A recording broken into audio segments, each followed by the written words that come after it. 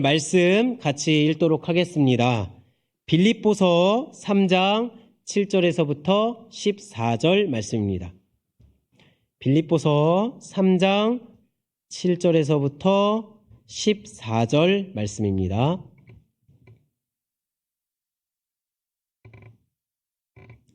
네, 교독해서 읽으면 좋겠습니다. 제가 먼저 읽도록 하겠습니다. 빌립보서 3장 7절에서부터 14절입니다. 그러나 나는 내게 이루었던 것은 무엇이든지 그리스도 때문에 해로운 것으로 여기게 되었습니다. 그뿐만이 아니라 내 주 예수 그리스도를 아는 지식이 가장 고귀함으로 나는 그 밖의 모든 것을 해로 여깁니다.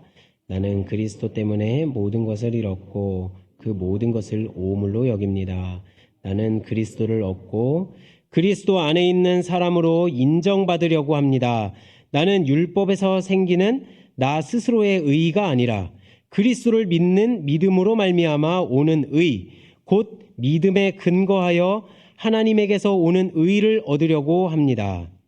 내가 바라는 것은 그리스도를 알고 그분의 능력을 깨닫고 그분의 고난에 동참하여 그분의 죽으심을 본받는 것입니다.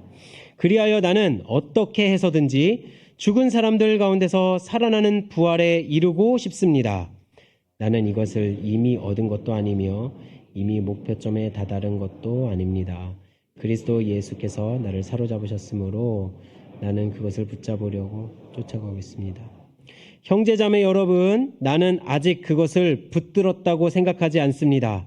내가 하는 일은 오직 한 가지입니다. 뒤에 있는 것은 잊어버리고 앞에 있는 것을 향하여 몸을 내밀면서 같이 읽겠습니다. 그리스도 예수 안에서 하나님께서 위로부터 부르신 그 부르심의 상을 받으려고 목표점을 바라보고 달려가고 있습니다. 아멘. 오늘 본문은 아주 유명한 말씀입니다.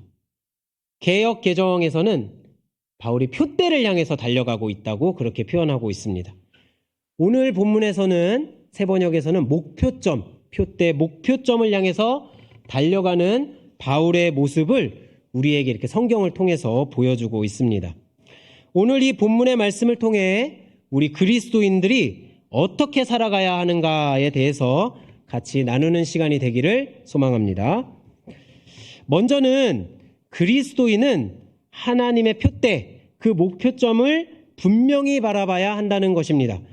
주보에 보면은 제가 이렇게 대지를 먼저 썼다가 제가 이렇게 대지를 좀 바꿨습니다. 그래서 좀 바꿔서 적어주셨으면 좋겠는데요. 그리스도인에게는 그 목표점, 그 표대를 분명히 바라봐야 한다. 이렇게 적어주시면 되겠습니다. 오늘 그 옆에 계신 분들에게 질문을 한 가지 했으면 좋겠어요.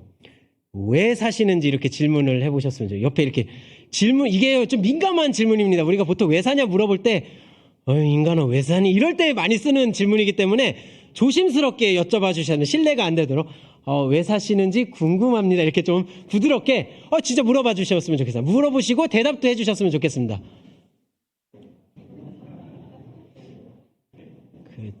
이렇게 남편을 보시고 갑자기 우라통이 나와서 이렇게 왜 사냐 이렇게 또 물어보시면 안 됩니다. 끝까지 이렇게 부드럽게 해주셔야 됩니다. 대답도 한번 들어보셨어요? 왜 사는지? 네, 우리는 왜 살까요? 네, 요게 이제 우리 질문이 이 왜 사는가 하는 질문이 너무너무나도 중요한 질문입니다. 사실 그죠? 우리의 인생을 결정하는 질문입니다. 우리의 인생의 방향이 이 질문 안에 들어 있습니다. 그래서 너무너무나도 중요한 질문이죠.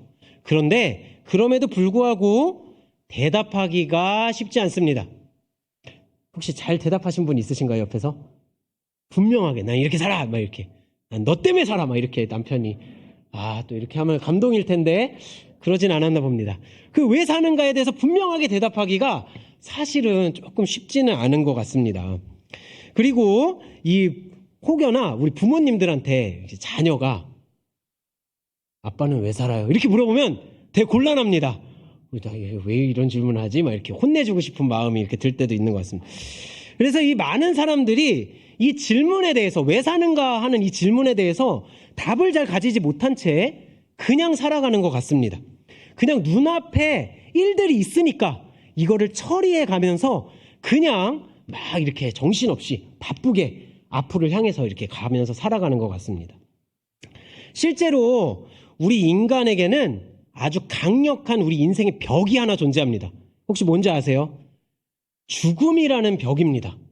이 벽 앞에 서면 우리는 허무해지고 무기력해지고 아무것도 할 수가 없게 됩니다.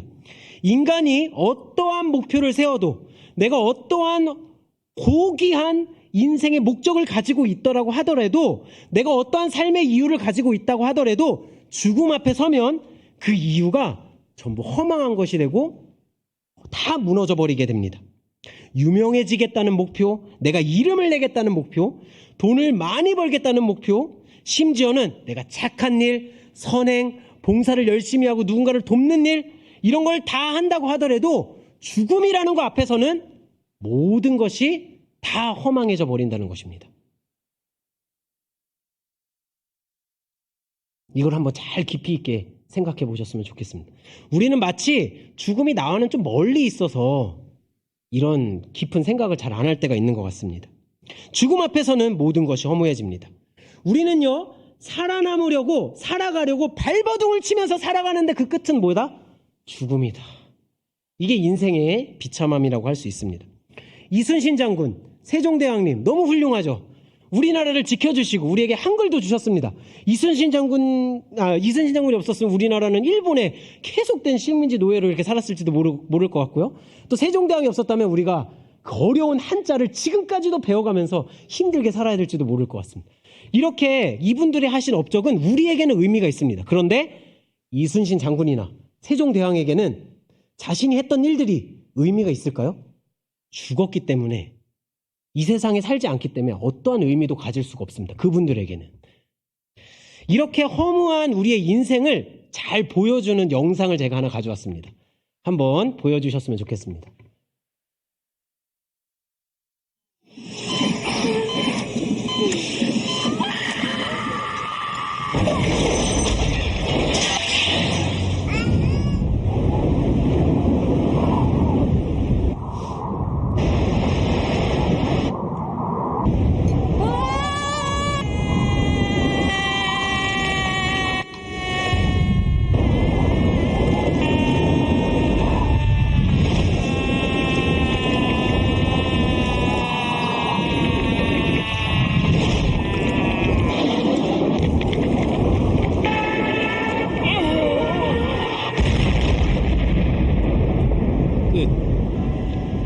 아니면 라이프 이즈 숄트 좀 보여주세요. 플레이 모어 이렇게 하면서 이제 끝이 납니다. 이게요, 이제 멈춰주시면 됩니다. 재밌으셨죠? 그 영상에서 나오는 소리라고는 으악 하다 인생이 끝나는 겁니다. 태어날 때도 으악 하고 태어나서 으악 하다가 으악 하면서 이제 이게요 1분짜리 영상이에요. 이게요 게임 회사 엑스박스라는 게임 회사에서 만든 광고 영상이거든요. 그래서 이거 인생이 이렇게 허무하다는 거를 게임 회사가 너무 잘 알고 있는 거예요. 너무 철학자 같은 게임 회사 아닙니까? 그래서 너무 잘 알고 있으니까 이 영상을 딱 보여주면서 그렇게 인생은 허무하다 이렇게 알려주는 거예요. 근데 인생의 결론에 대해서는 알려주지 않아요. 왜 사는가에 대해서는 알려주지 않아요. 그러니까 인생이 그냥 끝나니까 허무하니까 마지막에 어떻게 살라고 딱 영어로 되어 있습니까? Play more. 즐기면서 살아라. 인생 어차피 허무해. 별거 없어. 그러니까 너가 지금 현재를 즐겨. 그게 인생이야. 그냥 재밌게 살아. 아무것도 없는 그 인생. 이렇게 게임 회사가 이렇게 광고를 했어요. 근데 이게 17년 전에 나왔던 영상이거든요. 근데 지금 진짜로 실제로 사람들이 어떻게 삽니까, 요즘? 게임을 하다 못해 이제 컴퓨터로 막 클릭을 하다 못해 이제는 핸드폰을 들고 다니면서 클릭을 하면서 이제 사는 세상이 됐습니다. 언제 어디서나 게임을 하고 게임을 안 하고서는 못 사는 세상이 된 것 같습니다. 저 또래에 이제 제가 40인데요. 제 또래 아빠들의 이제 소망이 뭐냐 이렇게 들으면 자기만의 게임방을 갖고 싶은 게 꼭 소망. 어이없으시죠 어르신들. 뭔 이런 게 소망이냐 이럴 수 있는데 너무 스트레스를 받고 인생이 고단한데 풀 수는 없고 뭐 어떻게 인생의 방향을 잡을 줄은 모르고 그냥 순간적으로 즐기기나 하자 하면서 게임방 자기만의 방을 이렇게 하는 게 꿈이라고 이렇게 표현들을 합니다. 이러죠. 우리 인생은 허무합니다. 너무 짧죠. 1분 안에 다 끝났습니다. 그러니 즐겨라 이렇게 가르쳐줘.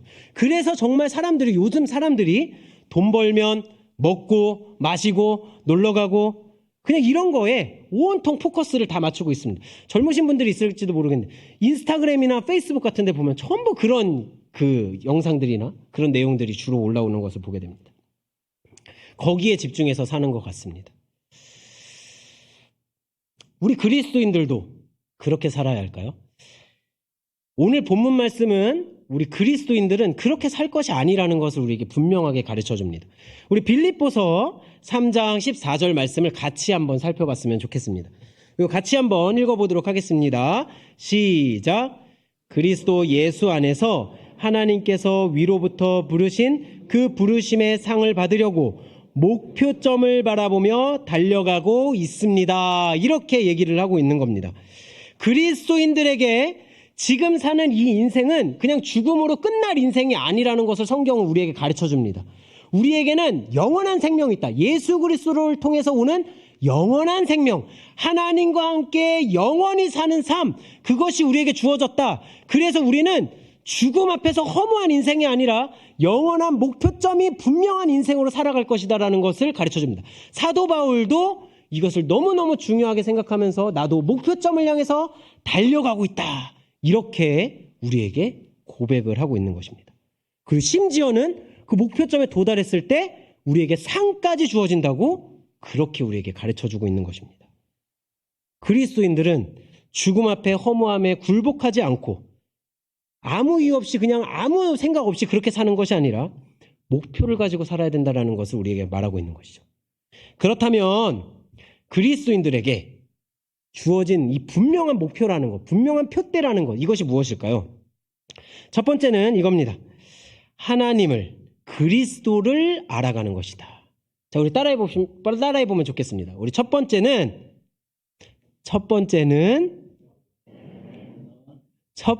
표대는 그리스도를 알아가는 것이다. 감사합니다. 따라해 주셔서. 저 얼마나 떨렸는지 몰라요. 따라해 주셔서 감사합니다.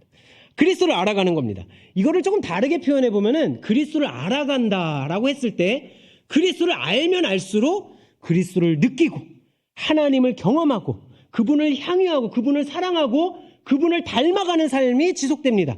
그분을 알아가는 게 즐거운 삶이 우리에게 주어진다라는 거예요. 그분을 알아갈 때 말입니다. 제가요 450만 원짜리 꼬냑을 맛본 적이 있습니다. 오해하시면 안 됩니다. 제가 술을 좋아하는 게 아닙니다. 저 술 싫어합니다. 근데 누가 이렇게 요만한 병에 그 꼬냑 되게 오래된 거라고 루이 13세 꼬냑을 이렇게 가져온 거예요. 450만 원이라는 거예요. 그러면서 이렇게 따라주는데 무슨 13년밖에 안 된 게 이렇게 비싸? 이렇게 생각을 했는데 그 13세가 그 13세가 아닌 거 아시죠? 잘 모르세요? 저도 잘 몰라요, 사실. 술 잘 모른다고 얘기하는 겁니다. 그래서 그렇게 하여튼 꼬냑 루이 13세를 가져와서 이렇게 따라주는데 요 한 잔에 한 5만 원 정도 하는 거예요. 450만 원짜리 병에 들어있으니까. 요거를 훌렁 한 번에 마실 수가 없잖아요. 그래서 음미하면서 이렇게 마시라는 거예요. 제 술은 절 안 좋아합니다. 근데 이제 비싼 거고 궁금하고 또 그분이 이렇게 한번 맛보라고 하니까 한번 맛을 봤어요. 그래서 딱 맛을 봤는데 와, 그냥 써요. 저는 잘 모르겠더라고. 맛을 봐도 그냥 씁니다. 그러면서 이제 그분이 10만 원 정도 되는 또 술을 하나, 양주를 하나 가져와서 딱 먹어보라고 하는 거예요. 그래서 그것도 먹었어요. 죄송해요. 그 맛을 봤는데 비교해보라고 한 거죠. 그랬는데 그것도 써요. 사실 저는 아무리 이렇게 알려주고 뭐 비싸다고 하고 해도 맛을 잘 모르겠더라고요. 감사하죠. 제가 맛을 알았으면 큰일 납니다. 그분들이 하는 말이 그거예요. 뭐냐면 술을 알아갈수록 맛을 볼수록 내가 이걸 깊이 공부할수록 더 많이 향유하고 느끼고 그 술의 깊이를 알고 그 맛을 느낄 수가 있다고 얘기를 하는 겁니다. 저는 모르겠는데 그렇게 향유할 수 있다는 거죠. 커피도 마찬가지라는 생각이 듭니다.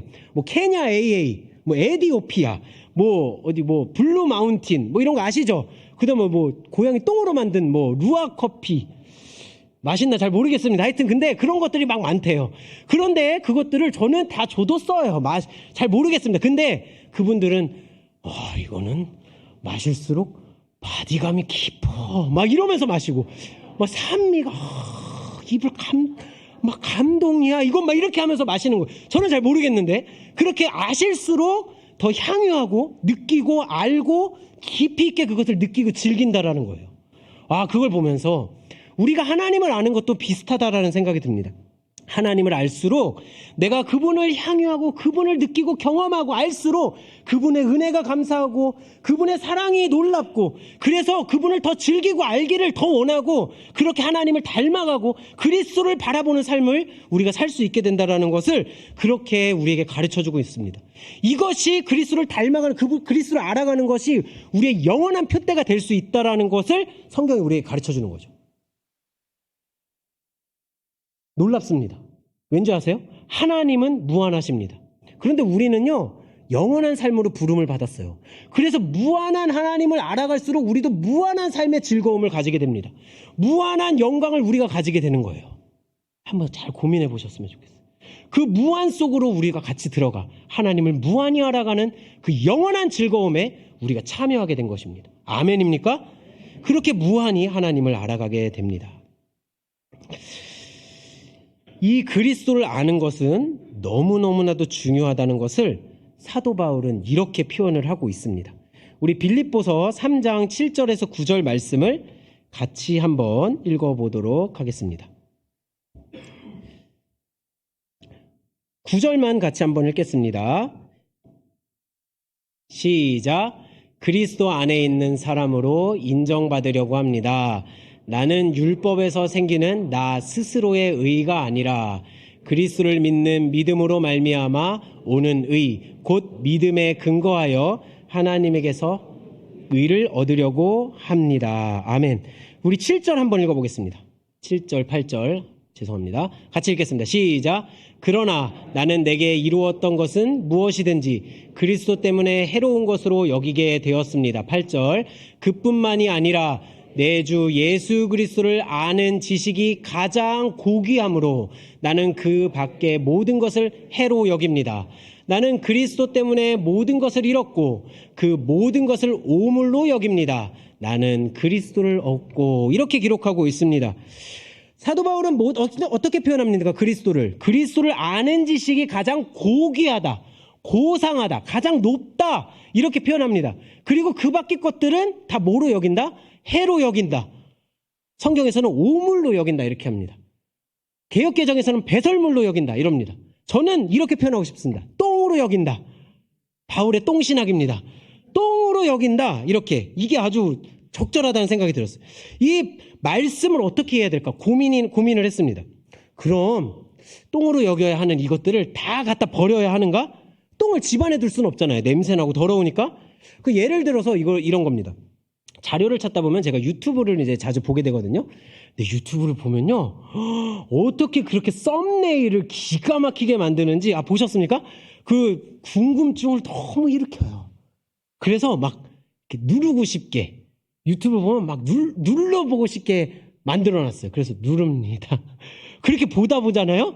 그 1시간이 그냥 훌쩍 지나가고 뭐 2시간이 지나갈 때도 있고 정신 차려 막. 우리 TV 보실 때도 막 그럴 때 있죠. TV 보다 보면 피곤한데 채널을 돌리기 시작합니다. 손인데 그냥 채널이 그냥 돌아가요. 계속 뭐 보지? 재밌는 거 없나? 막 이러면서 계속 봅니다. 근데 그게요 한 30분, 40분 막 이렇게 이런 거 혹시 경험해 보실지 모르. 이런 것들이 다 우리에게 사실은 해로 여겨집니다. 그럼 TV도 다 없애고 핸드폰 다 없애고 막 다 없애고 똥으로 여기고 그래야 되나? 그런 건 아니라는 생각이 듭니다. 이런 것들을 통해서 유익을 얻을 수도 있죠.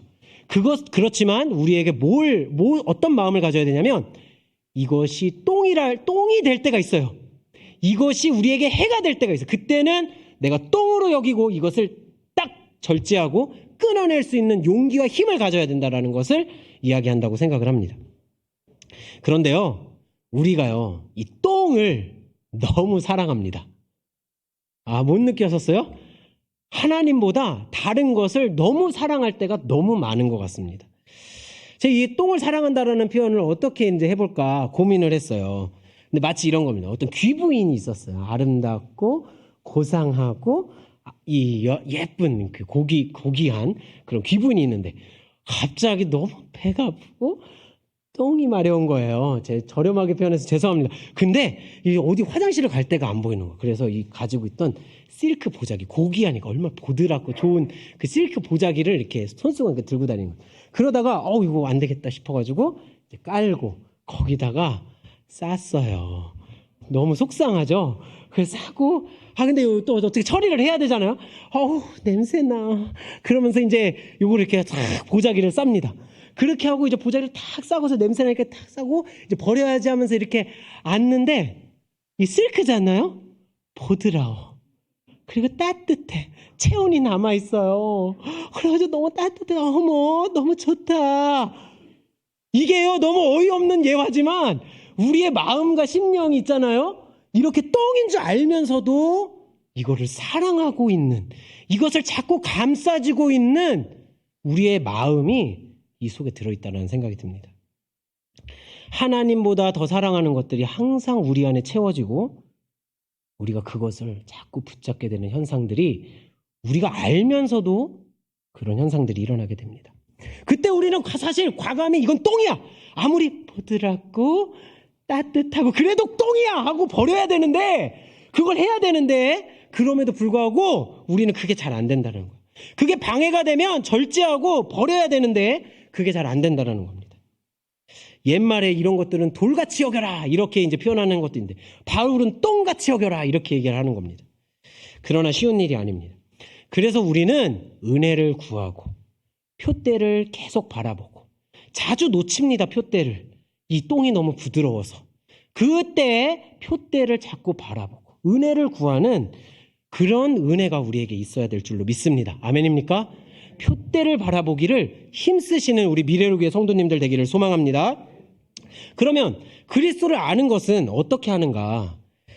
바로 적용점이 생각나시는 분들도 있겠지만, 혹시 아직 그럼 뭘 어떻게 실천해야 되지? 똥을 버리는 건 알겠는데 그럼 그리스도를 아는 건 어떻게 해야 되는가? 이런 생각이 들 수도 있을 것 같아서 잠깐 이렇게 적용해 볼 것들을 나누도록 하겠습니다. 먼저는 너무 잘 아시는 것들이요. 성경 읽기. 너무 쉽죠? 성경 읽기. 그리고 목장에 열심히 참여하기. 너무 쉽죠? 참여하기. 예배나 모임에 참여하기. 그리고 말씀을 들을 때에 우리 주보에 보면 뒤에 말씀을 적는 칸이 있습니다. 여기에 말씀을 적어보기. 그리고 나의 삶을 비춰보기. 이거 하는 겁니다. 아주 기본적인 겁니다. 그럼에도 불구하고 이걸 통해서 하나님을 알 수가 있습니다. 하나님은 우리에게 말씀을 통해서 우리에게 알려주십니다. 그 말씀을 우리가 알아갈 때 그 말씀은 우리 삶에서 분명히 역사하게 되어 있습니다. 그 말씀이 우리에게 체험적으로 알게 되어집니다. 그래서 우리는 하나님을 알고 하나님을 아는 그 지식이 우리 안에 쌓이게 됩니다. 점점 더 하나님을 알아갈수록 풍성함을 경험하게 됩니다. 더 하나님을 사랑하게 됩니다. 이것이 우리에게 주어진 상급입니다. 그래서 천국에 가면은 우리가 이 땅에서 하나님을 경험하잖아요. 그거를 천국에 가서도 간증하고 살지 않겠습니까? 같이 하나님 그때는요 대박이었어요. 하나님, 내가 그렇게 힘든데 어떻게 그렇게 역사하실 수가 있어요? 하나님, 그땐 조금 힘들었어요. 막 이런 이야기들을 하나님께 하실 수 있을 거 아니겠습니까? 천국에 가서 여러분들이 사셨을 때 이야기를 하는 겁니다. 그 천국에 가서 제가 이런 얘기를 하니까 어떤 학생이, 아니 목사님, 아니 우리는 80년 짧은 인생 사는데 영원히 어떻게 그 80년 인생 한 거 그거 영원히 어떻게 얘기하다 지치는 거 아니겠어요? 얘기하다가 할 말 떨어져가지고 막 힘들고 막 그런 거 아니에요? 뭐 이렇게 얘기를 하는 거예요. 그때 저도 그러네, 어떡하지? 이런 생각이 들었는데 문득 지혜가 떠올랐어요. 야, 너 군대 갔다 왔지? 군대에서 2년 동안 했던 이야기 평생 해 안 해? 평생 하죠. 그거 할 때마다 즐거워 안 재밌어? 즐겁죠. 재밌잖아. 그거 계속 하지. 그거랑 비슷한 거야. 이렇게 이제 제가 비슷하죠. 우리가 했던 얘기, 우리가 있었던 일들을 나누는 겁니다. 근데 우리만 나누겠어요?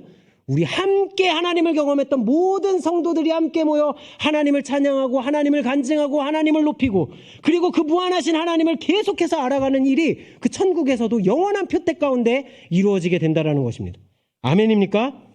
우리 그리스도인의 첫 번째 삶의 영원한 표대, 그것은 그리스도를 알아가는 것입니다. 아멘. 이 표대를 함께 바라보며 같이 걸어가기를 소망합니다. 두 번째 표대가 있습니다. 이것은요, 바로 복음을 전하는 것입니다. 우리 같이 한번 따라 해주셨으면 좋겠는데요. 두 번째 표대는 두 번째 표대는 복음을 전하는 것이다. 감사합니다. 우리 성도님들에게는 너무 당연한 얘기라는 생각이 듭니다. 당연한 표대이고 많이들 그렇게 사신다고 생각을 합니다. 바울에게도 그랬습니다. 우리 빌립보서 3장 12절에서부터 14절 말씀을 같이 한번 읽어보도록 하겠습니다. 빌립보서 같이 읽겠습니다. 시작. 나는 이것을 이미 얻은 것도 아니며 이미 목표점에 다다른 것도 아닙니다.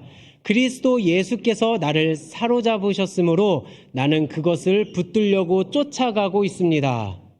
형제자매 여러분, 나는 아직 그것을 붙들었다고 생각하지 않습니다.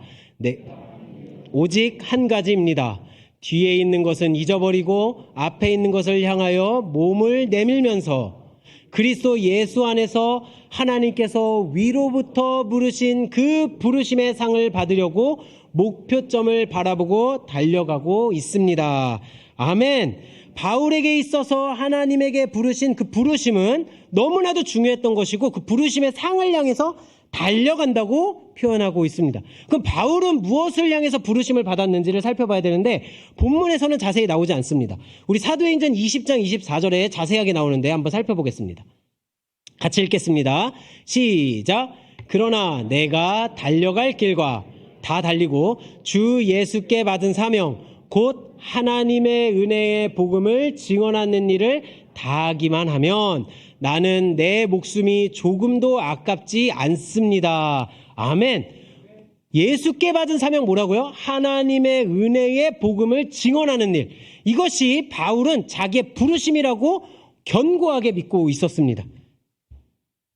우리도 그 부르심을 받고 달려가고 있는 중이라고 믿습니다. 아멘입니까?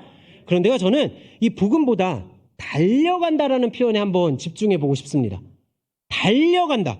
그러니까 이 사도행전에도 그렇고 빌립보서에도 그렇고 표대를 향해서 복음을 전하는 일을 향해서 사도 바울이 어떻게 표현하고 있다고요? 달려간다 이렇게 표현을 하고 있습니다. 걷는다 표현하지 않습니다. 난 복음을 향해서 걷는다 이렇게 표현하지 않고요. 달려간다. 빠르게 다름박질하고 있다라고 표현을 하고 있습니다. 왜 그럴까요? 여러분들 다름박질한다. 달려갈 때는 언제 다름질을 합니까? 급한 일이 있을 때. 그죠? 빨리 가야 될 때, 빨리 가야 되니까 막 다름박질하죠. 그리고 중요한 일, 중요한 거를 빨리 전달할 때, 아 이거 중요해 할 때 이렇게 달려. 그러니까 다름박질할 때 그냥 달려가는 게 아니라 내가 가지고 있는 소식이나 내가 가지고 있는 일의 중요도, 내가 가지고 있는 일의 긴급함에 대해서 그것 때문에 우리가 달려가게 된다는 것을 얘기를 하고 있는 겁니다. 그러니까 우리가 복음을 가졌는데 달려가야 한다면 복음이 얼마나 고귀하고 존귀한지를 우리는 한번 생각해 봐야 될 필요가 있다는 겁니다. 내가 가지고 있는 복음이 진짜라면 우리 안에도 새로운 열정이 솟아나야 되고 달려가야 할 힘이 나타나야 되고 그렇다는 겁니다. 여러분들 마라톤 아시죠?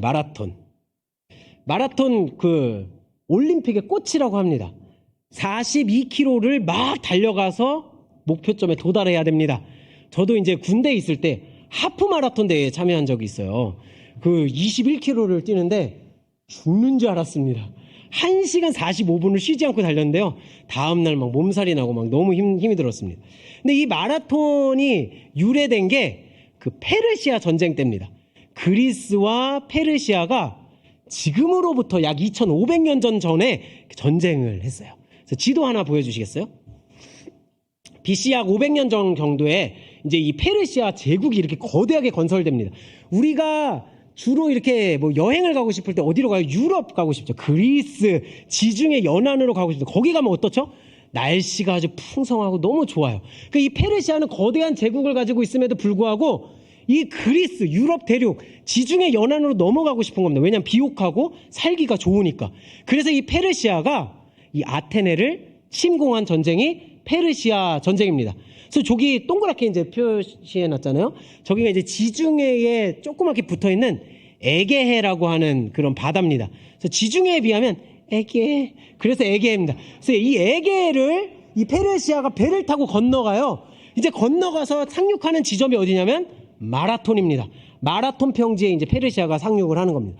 이 소식을 들은 그리스인들, 아테네인들이 얼마나 마음이 다급했는지 이거 항복하냐, 싸우냐, 막 서로가 싸우기 시작하는 거예요. 그래서 안 되겠다. 일단은 우리가 스파르타군한테 지원을 요청을 받자. 지원군을 받자. 그렇게 해서 이 스파르타군 아시죠? 영화 300이라는 영화에 보면 그 몸짱 아저씨들 300명 나와가지고 막 전쟁하는 영화 있잖아요. 그 스파르타군한테 도움을 요청 얼마나 힘이 되겠어. 스파르타군한테 필리피데스라는 사람을 보냅니다.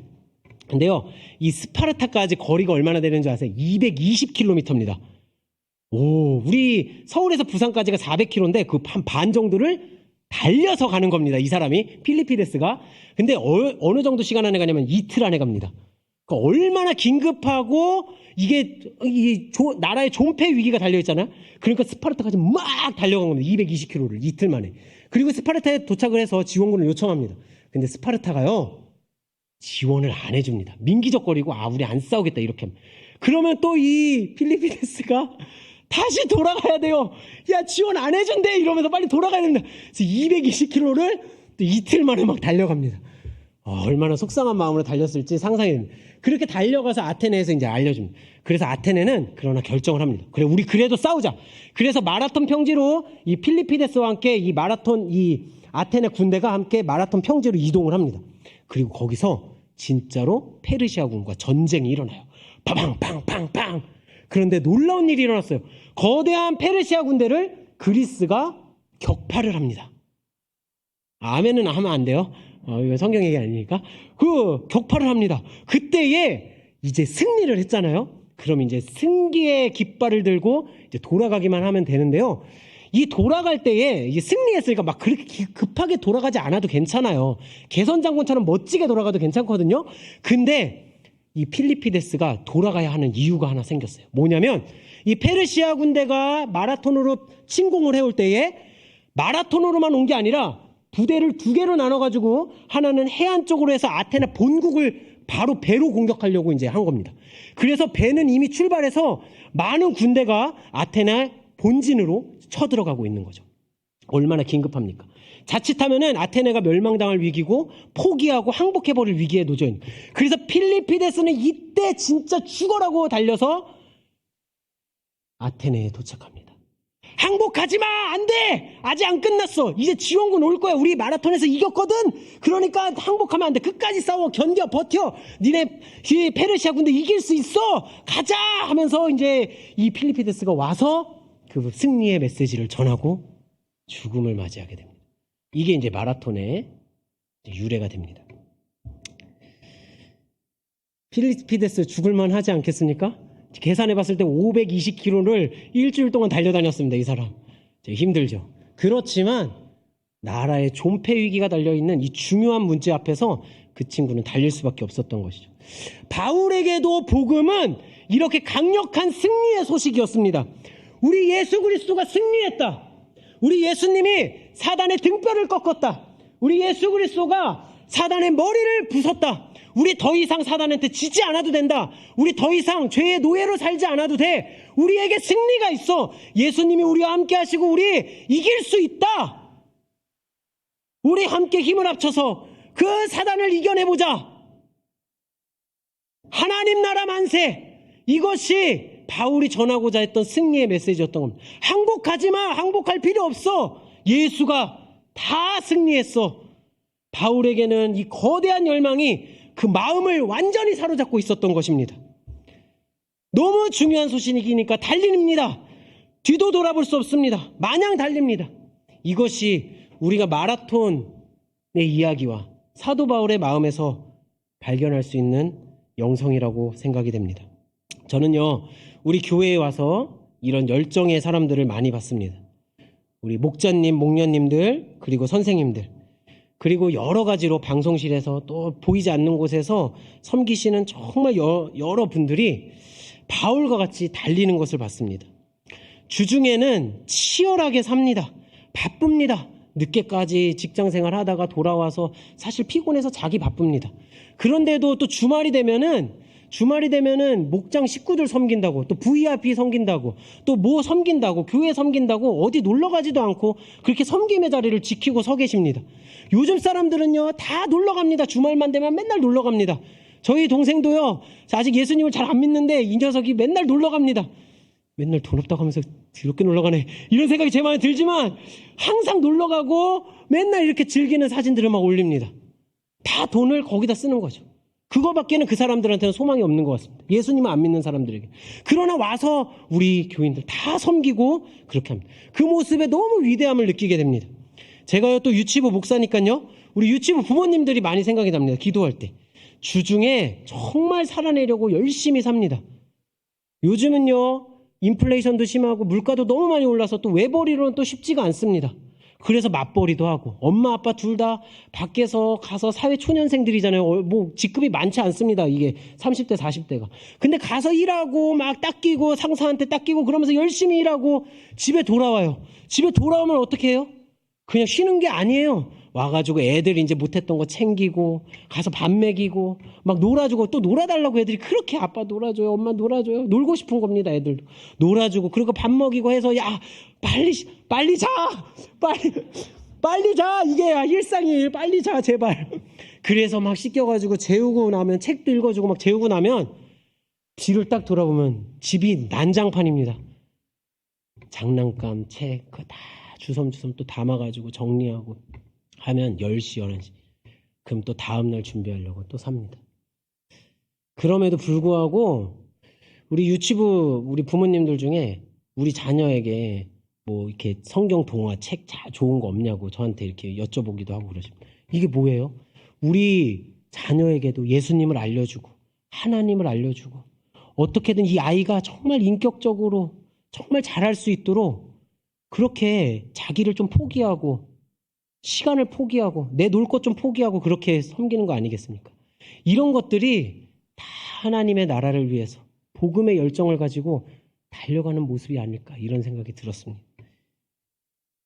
우리의 개인의 행복을 좀 내려놓고 누군가를 돕기 위해 사는 것, 또 누군가가 그리스도 안에서 완전한 자로 세워질 수 있도록 그렇게 우리가 애를 쓰는 것, 그 놀라운 삶을 발견하도록 우리가 그들과 함께 하는 것, 우리의 시간을 드리고 돈을 드리고 마음을 드리는 것, 이것은 너무너무나도 존귀한 일이라는 생각이 듭니다. 우리가 피곤해요. 사실 그리스도의 삶이 피곤해요. 힘듭니다. 어려울 때도 많습니다. 그런데도 불구하고 우리가 달려가는 거는 그게 너무 존귀하고 고귀한 일이기 때문에 하나님이 기뻐하시는 일이기 때문에 그리고 하나님이 너무 기뻐하시는 일이니까 상까지 준비하시는 거 아니겠습니까? 그 하나님께서 상을 주시는 그 상을 바라보며 그렇게 걸어가고 달려가고 있는 겁니다. 바울도 이렇게 부르심을 향해서 달려간다고 표현합니다. 그 부르심의 상이 나를 기다리고 있다. 오늘 이 바울의 메시지를 듣고 다음 주도 또 힘겹게 달려가시는 우리 모든 성도님들이 되기를 소망합니다. 말씀을 정리하겠습니다. 우리 그리스도인들에게는 분명한 표대가 있습니다. 그리스도를 깊이 있게 알아가는 것. 그래서 그 그리스도 하나님을 정말 향유하고 즐기고 누리고 그분 안에서 풍성한 삶을 경험하는 것. 그것이 우리가 가져야 할 첫 번째 표대입니다. 두 번째는 우리의 복음을 전하는 것. 너무나도 중요하고 긴급한 이 소식, 이 복음을 전하는 일. 이것이 우리의 두 번째 표대입니다. 이 표대를 분명하게 다시 바라보시고 다시 일어서서 함께 가시는 그런 우리 모두가 되기를 소망합니다. 우리 같이 이 시간 찬양